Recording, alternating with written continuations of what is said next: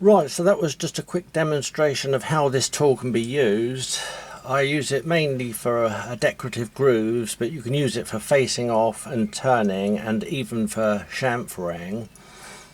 And you would have seen in that clip that I could just change the tool post or the tool holder from one side to the other on the tool post without any change of center height. So it's a handy tool, or two tools that take up one tool holder. And that's because both ends are exactly the same and on exactly the same center height.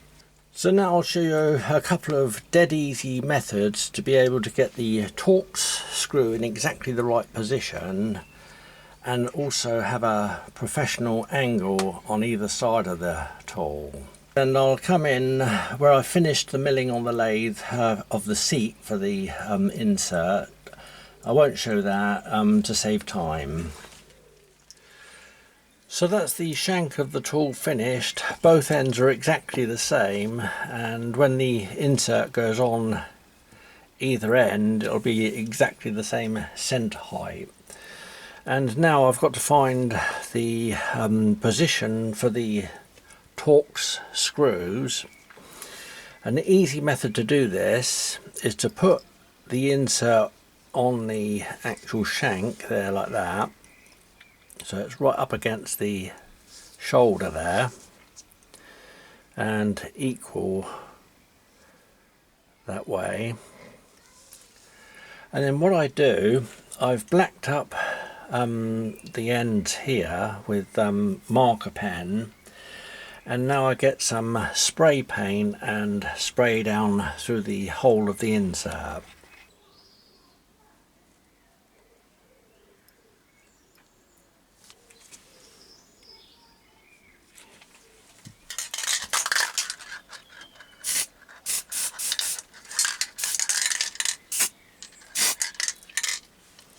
Like that, and just let that dry. It's a quick drying paint. So now when I take the insert off, I have a perfect circle in which to center punch for the drilling and screw tapping. So that's one screw done. If you get it right, the back edge of the insert will be butted up against the shoulder there, and when you look through sideways you won't be able to see any light through it on the actual top edge.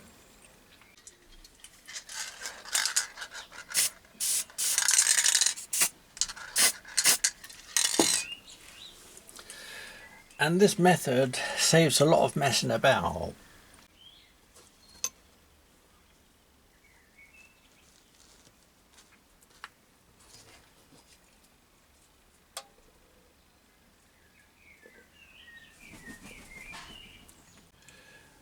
And do the centre punching in very good light. I do mine outside on a block, and a very light tap at first.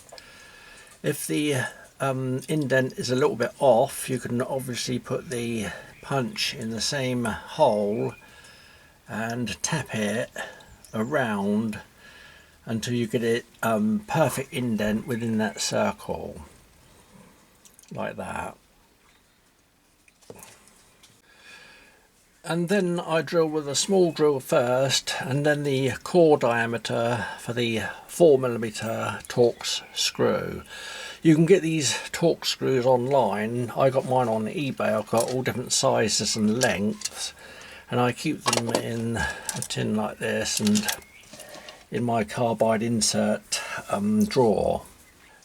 And also I start the tap off in the bench drill, go down a few turns by hand, then loosen the chuck and let the tap out of the chuck, leaving it in the work to be finished off, and that will go in there nice and square. And for small taps like this I use a small tap wrench. It gives you much better feel over the work and saves breaking taps.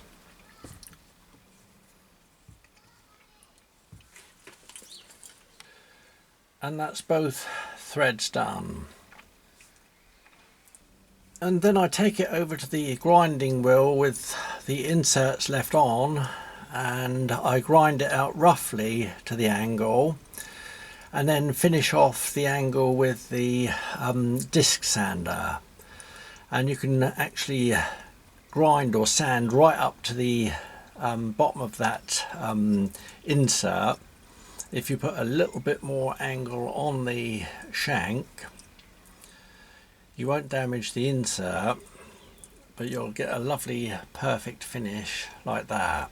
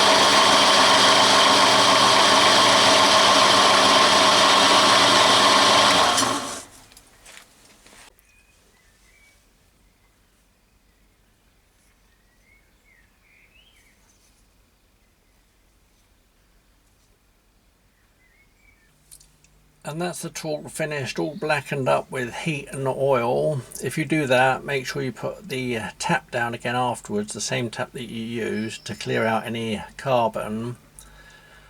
But that's the job done.